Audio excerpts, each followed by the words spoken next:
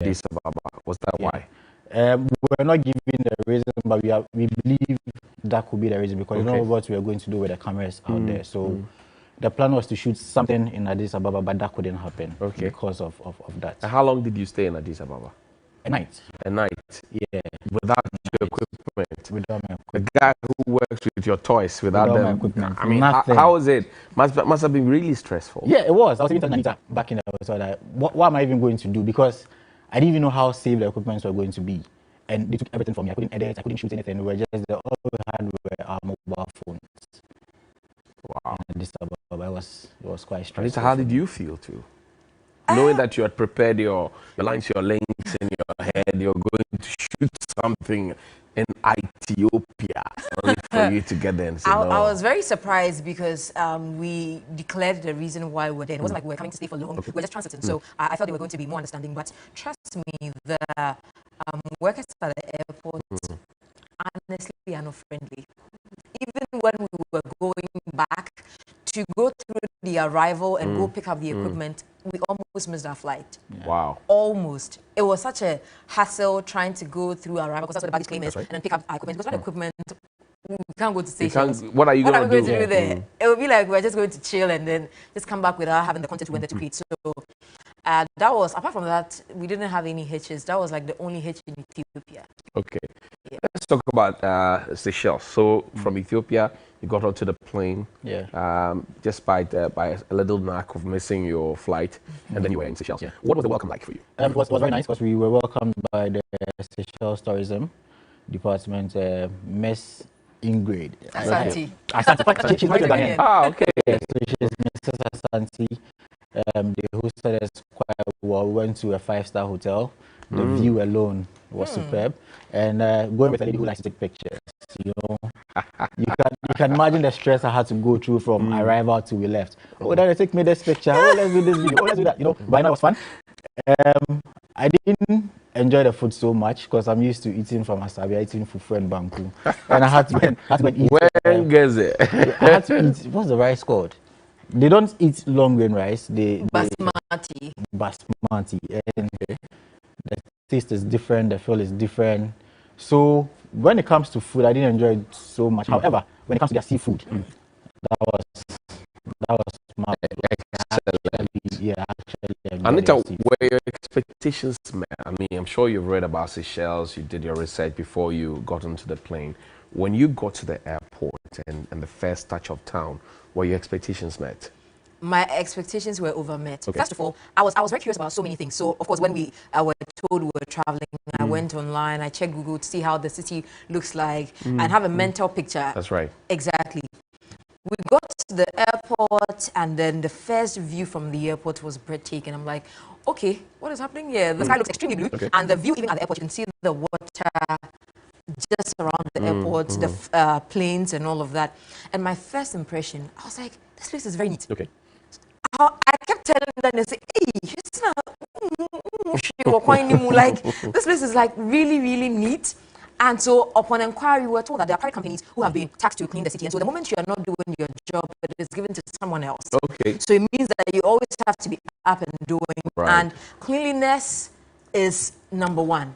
We never saw like one litter. No. Anyway, the beach, the airport, the hotels, everywhere. Even the marketplace was clean. Very. We have some here. We have waste management companies here.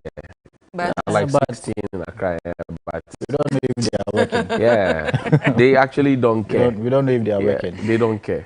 Extremely clean. Very, very, Did very you find clean. potholes there? No. Every road is tarred. No potholes. Even, you know, their roads look like when you're going to Ibri. It's very hilly, you're climbing. And at a point, they kept asking the driver, we're not seeing potholes here. Looks like you guys don't have potholes. And even with the kind of developments they have, they still think they deserve more. Yeah. And their roads are tarred. The most street lights, everything. Everything. Was there everywhere? No. And the funny thing is that on the island they have constant power. Yeah. And I asked our tour guide that what's up with power there, and he says their power is supplied by generators. Okay. And a few solar panels. However, they never see doom. So why? What's the magic? I think maybe the government is working, or the people in charge of energy over there, they are really working. Because I was surprised to know that they are running the entire country on generators and few solar panels. I see the people, the indigents of the town, you know, walking freely. Yeah. Did you get a sense that they appreciate what they have in terms of the tourism value?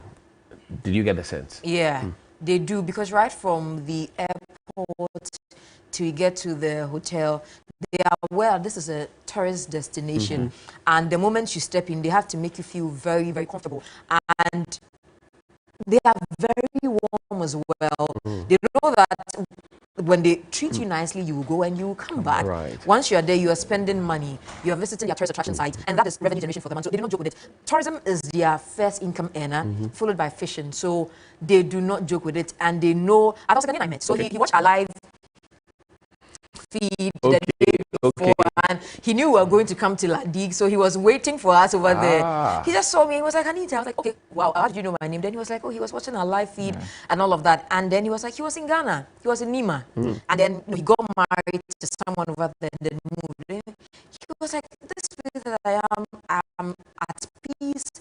It's fishing I'm into right here.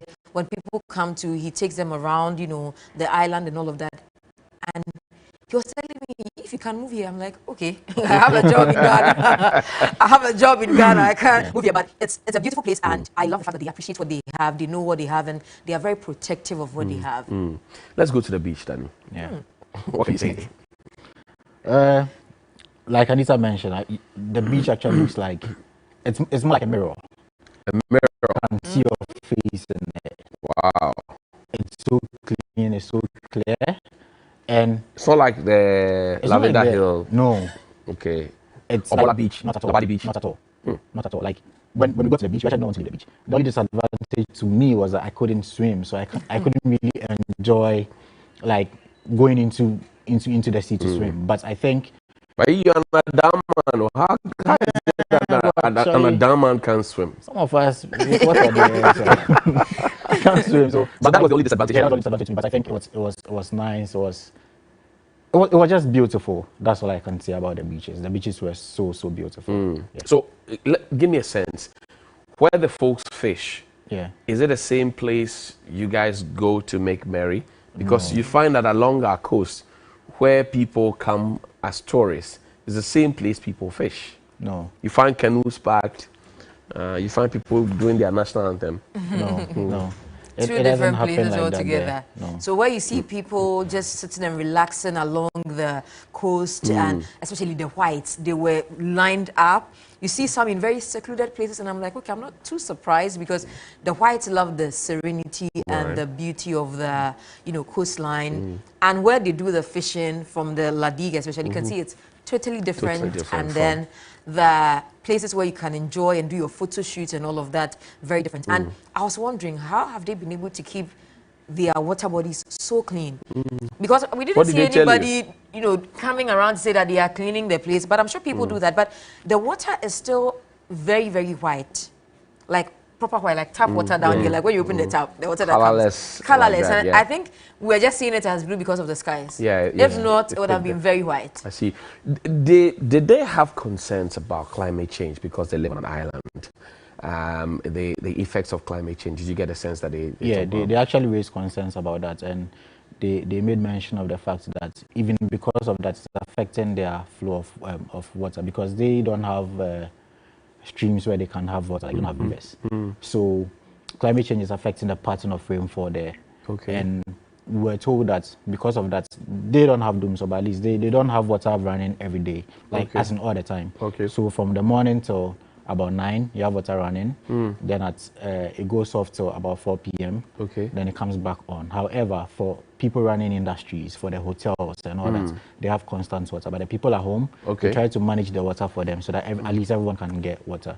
So climate change is a big thing that I think we all have to take serious, because it's really it's a global thing, and it's really affecting them. Do they treat the water like a desalination plant where they get water from the sea to treat, or they have streams that they fetch from and then process, or do they import water? What do they do? To complement what they have. But their main source of water is from rainwater, and then from the waterfalls that they have up hills.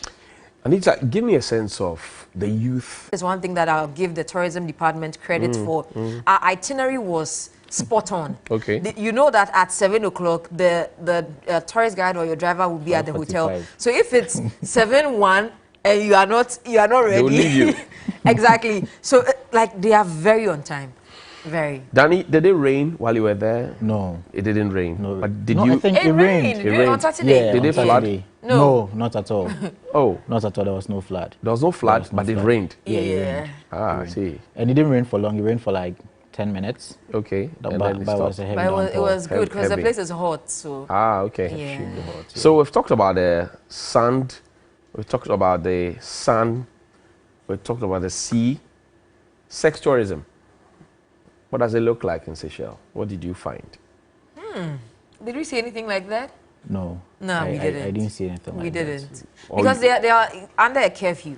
So by 11 p.m., you You know, should, yeah. a lot of things sort of cease. So we didn't see anything of the sort. They don't have a red light district officer. 11 p.m. curfew. I'm just wondering how they will Not manage that that. However, I did see some prostitutes on the streets in Ethiopia. Yeah, Yeah, for Ethiopia, yeah. yes. But for Seychelles, I didn't see anything like What is nightlife like? I mean, because they go to sleep at 11, for whatever reason. Why do they go to sleep at 11 though? that. COVID. So, because of COVID, they are COVID. trying to maintain the numbers or keep the numbers very low. Okay. And they are, according to them, before COVID, it's Friday, Saturday, Sunday. They just party. Young Konkwa. And every car you see has got like high performance speakers in it. Like they play loud music. Like chilling. Yeah, because they said they work hard and they have to party hard. So And once the they high meet- bicycle that we work hard. Actually, it pays Oh no, you. but So- like those who work like proper. yeah, proper, you know, proper, yeah. And yeah. like every 1 minute, yeah, you see somebody jamming in his car. Yeah, It's yeah, crazy. jumps in Kwan. Loud music everywhere. Loud Every 1 minute, Vienna jumps in them. Jumps in them, So yeah. when COVID came, they decided that they were going to do Yeah. the 11 p.m. thing. And I think even with the discovery of the new variant, Omicron. Omicron. Omicron. Tourists from South Africa are not even allowed to go to Seychelles at the moment.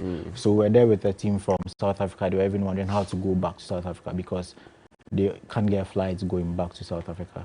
Should have brought them to Ghana. Take them to Antigua. Show them one or two things. Anyway, so I get a big appreciation that you enjoyed yourselves. Yeah. Would you like to go back? Definitely. Definitely. Would you like to go through Ethiopia? Not at all. But the thing is, what we pass. Maybe then we have to go through Dubai or Qatar, because we saw That one Qatar will be like Airways very, and then- very. yeah. But Charlie. it will be long. Yeah. Ethiopia was not friendly at all. What for you would be that key lesson that our tourism people would have to learn from the guys in Seychelles to make our situation better or more attractive? I think it has to do with selling our history. I think we should maybe train more people who will give us points on history. So it wouldn't be like, oh, I go to Lake Bosomche and then I see a small boy who's going to give me history of Lake Bosomche. It should be someone who is trained and then can give me proper history so that I can appreciate the history that has been given to me. I think that's what we Okay, should take. a lot of And people also, yeah. appreciate the anthropology and Yeah. can share it. And also maintenance culture. Like you mentioned, that the cemetery is 200 years and it's still like clean and all that. But we look at some of our castles and all that. We can't even go there. The one at Kita is almost destroyed. Prison style. Yeah, it's almost destroyed. So what do we have as a people to sell to people? Anita, what can we learn? So, one thing that, another time, I'm giving props to the tourism department.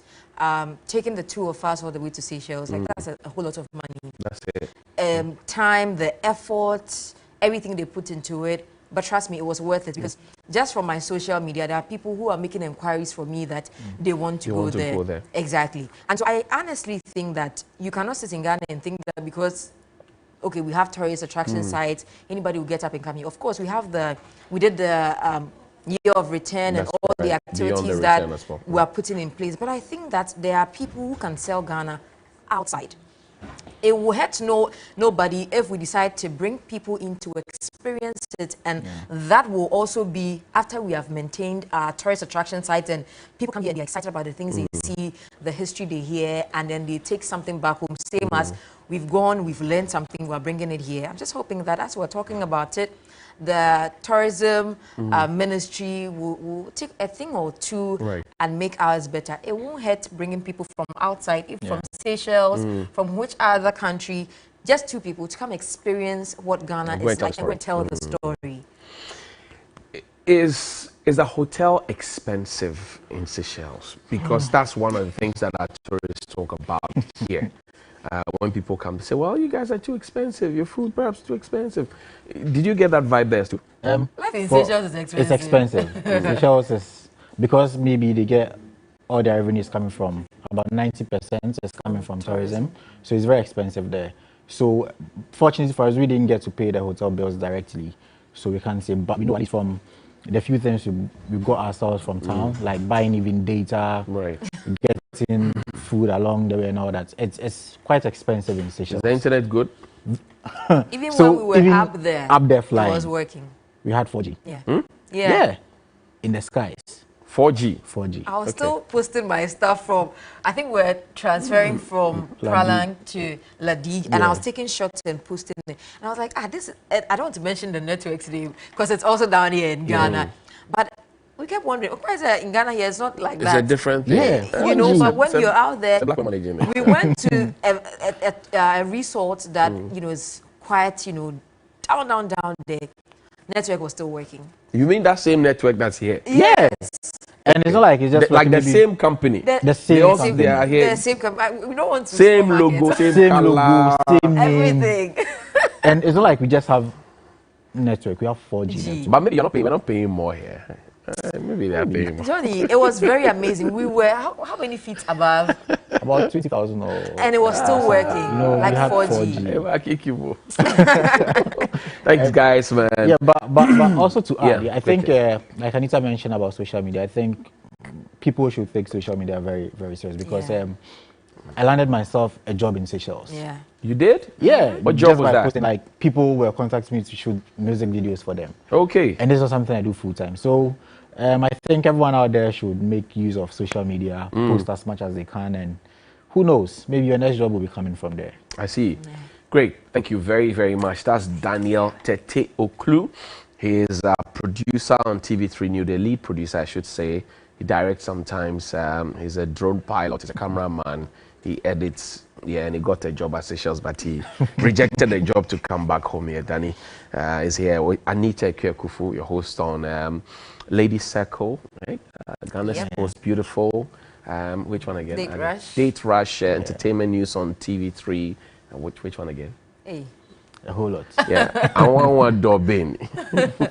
We'll see you after the break. There's more here on TV3 New Day. Good morning to you, Brigadier General Quarte, retired. Good morning to you and to your Commander-in-Chief as well. We'll see you after the break. Christmas is in the air. Coco, let's hear a Christmas song, shall we?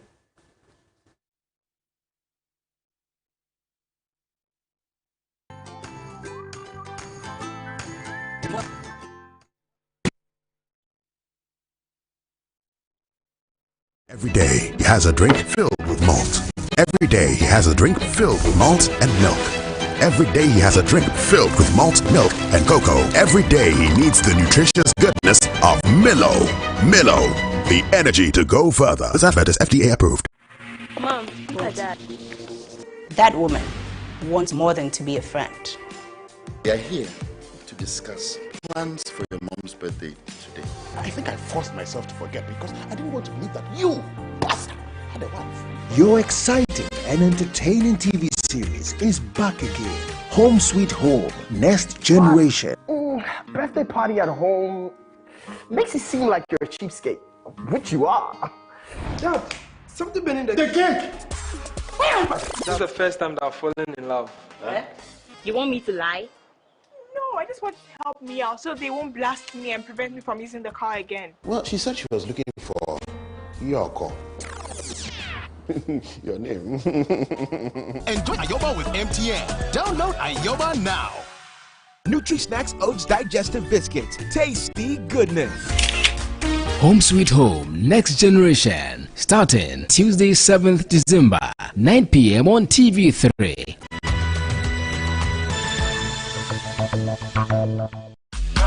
All-White Party on the Lake. This Christmas, experience the 3FM All-White Party on the Lake. Yes, this time it's the Float Edition with great experience whilst we cruise on the Dottie Princess and party hard happening on Boxing Day, 26th December, amidst super exciting activities such as beach soccer, live band, pool party, swimming, jet ski, bonfire, and drink ups. It's an all-night fun party from 8 p.m. to 6 a.m. Right, a cool 350 Ghana cedis for singles and 600 Ghana cedis for double. Man, that's so cool for so much fun. A little party never killed anyone. Join us in your all-white attire. Life is a party, dress like it. The all-white party is brought to you by 3FM, Volta Hotel, and Dottie World. For reservation, please call 0546 063 747 or 0558 167 221.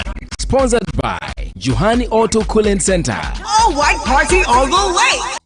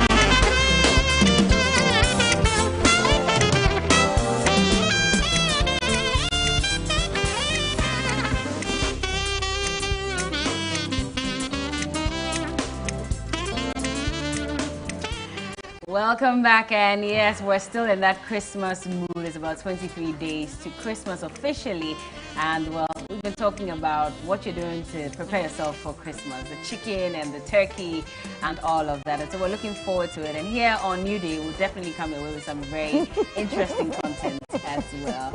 That's really laughing. I'm so sorry, but you know where my mind went? My mind just went into the world of the animals. So like by now, say, Charlie. And then when you know, that's where my mind just went straight, and I'm just thinking, so is that what actually happens? We'll never know, right?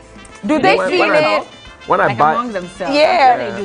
No, but do they feel that time of year, knowing that most of them will get slaughtered and all? Do they feel it? For the Lord to show himself. How about those cattle that are crammed in the back of those cars? When they're on their way, do they feel that they're about to get slaughtered? I think they know. Yeah? You know how they say, like, as a human being, when you're about to die, you can feel it. Yeah. I'm sure they feel it today. This is my last day. But let's talk about when I buy a crate of egg, I like to cause confusion. So I don't eat the egg in a row. You don't eat it in a row. So the eggs, evil. So the eggs don't know who. You're so wicked. Are you kidding? I like to cause confusion. Oh my God. Oh, I go. You're so mean. Just in case they want to. Me too. I go according to. No, I don't go. Oh, you're so. Why would you want? You're so. I don't know what to think about it. I know, like, right? I'm actually eating a live chicken. I know. You're so mean. You're so mean. Let's talk about Sarkodie and a few other artists as well. So the Ghanaian rapper has emerged the most streamed artist in Ghana on Spotify. Now the streaming platform announced in a statement that it is unveiling the top artist albums and songs and playlists throughout Ghanaian music, throughout the industry basically. And Sarkodie again topped the chart as a Ghanaian people's favorite artist ahead of Drake and Nigeria's Burna Boy. And then also King Promise completed the top 10 as one of 3 Ghanaian artists listed in it. Also, Jackie emerged as the most streamed female artist in Ghana, and King Promise's Slow Down, Black Sherry's Second Sermon, and Kwesi Arthur's Bajo emerged as most streamed songs in Ghana. And finally, Sarkodie's No Pressure album also made the list of most streamed albums in Ghana. So those are the list there, by the way. Yeah, I mean, most streamed female artists in Ghana, I was quite shocked that it wasn't Jackie at number 1, but rather Tems. For me, that's problematic. No, they mean here in Ghana. I get it. Yes. But my worry is... It's only because of her Essence song with Wizkid. That's why. Yeah, the Essence song with Wizkid. But I don't think that you get the same if we should take a look at the Nigerian... In Nigeria. Yeah, streaming platform. And so we need to do a lot more for our Ghanaian artists as well. At least they are representing. But yeah. But good to see that Nicki Minaj was in there, because she was off for a very long time. And to come back and to be amongst the most streamed female artists in Ghana, I'm just asking, where are the people who say, oh, grrr! You know them? You know them? No, but I'm just asking. I'm just asking. I love Cardi B. I was just making a sound. I love chicken. Oh, I love Cardi B. Oh, and I was just talking about Cardi B. Cardi B. Cardi B. I mean, it's not a laughing matter. It's not at all. I was so downhearted when I saw the story yesterday that then why didn't they just allow her to complete her? Yeah, and they let her build and enjoy life. This is where I think that her lawyers perhaps misread the situation. Okay. Because when a matter goes to court and first of all you plead not guilty, you come back to plead guilty, you're convicted on your own plea. And then you get in there and then you're trying to get, because if she had said the 3 months, she would have been done by now. Now it's going, and I have concrete information to suggest that her passport and other things were taken away from her all through the town. So all the deals that she could possibly have had. Was it when she came out yes, on bail? Because you were giving a bail, but there were shortages to be just there were conditions to the bail. You had to go and report every now and then to the police. So all your deals, the ambassadorial deals, you have to travel outside, play in a concert, come back, feature. All those ones were not happening. So within that, within all that space, look at all what she had lost. And if you listen to the tone of the judge, she meant it to be a deterrent to other people not to do, because this whole concept of, oh, it's my child, I can do what I life, please. I'm sorry, but this is a hard blow that's been dealt here. But it becomes a it may be deterrent, your child, hopefully. but that's also the property of the state. So including cannot, you, yeah, Amanda, including exactly. you. And I'm happy that we are all saying, you know, perhaps this is too hard on her. Yeah. It will give us a sense of how to behave in public. It will give all of us a sense of how to behave in public. And people who are flaunting guns, people who are showing backsides, people who are doing all manner of things.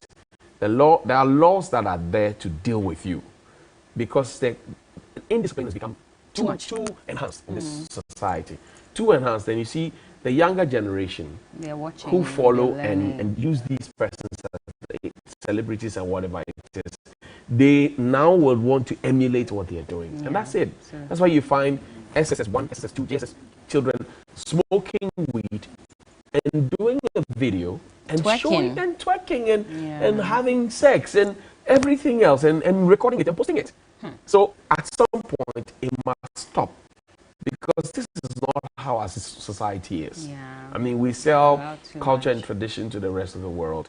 We don't want people to come and see what they already know to be happening in their backyard. It's sad, but hey, the lawyer misread the situation, I think. I just want to take it from the point of education. You know, when the news broke a few months ago, we were here on the show, and especially on Hadbe, it was a topic that we discussed, and that was the day that we all learnt on the show that it's actually law in Ghana that you cannot be found naked with a child that is 5 and above. And so that time, most mothers, I would say, because they are the ones close to the children, most mothers in this country did not even know, and I'm sure most people out there still do not know that it's even against the law to be found naked, whether in your house, outside your house, whatever it is. You cannot be found naked So with I cannot your shower child. with my child. No, you cannot if I'm shower with bathing your my child. You know, if he or she is above 5, you cannot shower with them. Whether female or male? No, you cannot. You cannot. So It's I against have a the law. daughter that's 6. Yeah. I'm going to bath. And our mothers used to do that with us. Yeah, I you mean, cannot. We It's all take off our clothes. so it's Mommy against- baths you, it's and then you against bath the law. yourself. Sometimes they even give it to your auntie to It's go and against bath. the law. We all didn't know, but it is against Yeah, I the had law, some apparently. auntie. I'll never forget that. It is against You know the how law. aunties wash you Yeah, very well. yeah. By the time I came out of the bathroom, You were clean. Yeah. So if you didn't know, now you know. It's education for all of us. It is against the Ghanaian law that if you have children above 5 and over, there's no way you can be found naked with them, whether they're sick or whatever it is. It's either you are covered whilst you're taking care of them, bathing them and all that, or you cannot. It's tricky, but it's against the law. Like I was saying, That's is what it I'm saying. for the It's same tricky. sex, opposite sex? Because if you're telling me it's that for everyone, my daughter both- is 5 and we go both to the male bathroom and and I female. bath her usually, and I probably am not also dressed, what is wrong with bathing Well, my they child say it's whilst- against the law. You are exposing the child. You know, psychologically, he or she is not in a place to be able to understand.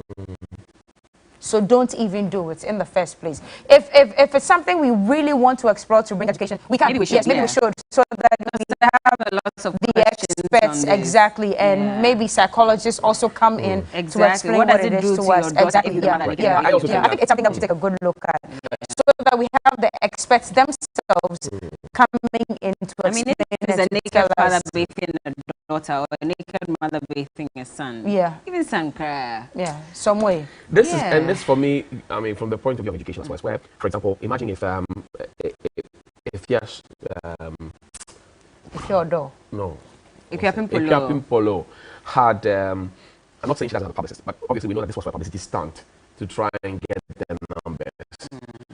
I mean, if you had somebody who had studied in media law, media ethics and regulation, they would have told you cannot immediately put this you out. give them the photo to post. So you want to can tell you that this offends the law, this is obscenity, this it offends the law.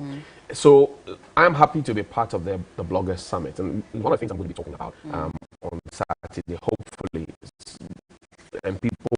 There's a summit on Saturday. Yeah, people. Hopefully, people will be able to learn a thing or two, because the habit of just taking your phone out, your camera out, videoing any and everything, and wanting to post it is becoming one too many and too normal, and it's sad. It's sad. I mean, it's just too sad. It's sad. It's sad. I feel for Captain Polo, but do. The law is Have the they law. stated where exactly they're taking it? Or they usually do not make that privy to the public? Well, I'm sure if you want to find out, you can. There's RTI there, so Yeah, I mean, I want to know what you know she would be up to when she gets out, especially because usually there's some reforms, and so they also want to come out and talk about the experiences and stuff. But yeah, and then she also posted that God protects her family, her child. God knows what He's doing. It's heartbreaking, but it is love. I mean, for a country where social protection is a big problem, I heard the chief of staff talk about social protection. Elsewhere, this child has been taken to a shelter, giving a real mother and father to start taking care of. But they did say that they should hand the child over to a responsible person in the family. Okay, but see, I'm saying that now the state is pushing that responsibility onto somebody who may not be ready, willing, and able to do that. But I'm saying that elsewhere, I mean, the state steps in and takes charge because the state has now seen that at some point they, what do you call it, the legitimate mother is not mothering the child properly. In doing so, I mean, what kind of support are they giving to the child? Because this will also bring a lot of confusion in the mind of the child. That's what I'm saying. Are they making available psychologists so that's to speak what to I'm the saying, child that and explain elsewhere, what's happening? This would be, if the child would have even been, the conviction of the mother would have even been kept away from the eyes of the child. Your mom. So there's a way it's worked out. And I know that Bright Tapia and his guys at the Child Rights International, I mean, they took the matter up. Yeah. I want to believe that they also have a residual plan to support the child, because they had intended, the first time the matter had happened, I dug into they had intended that instead of the bail conditions, they were going to have a Polo set up a certain investment fund, you know, where you put 100,000 or so, and will be held in trust for the child until she's 18. You know, so let's look at the numbers. Anytime that Polo didn't have that much money. In fact, the first time she was granted bail, she didn't have the money or property or whatever it is to be able to secure the bail. It's plenty, yeah. Sad, but well. Good morning. See you. Wala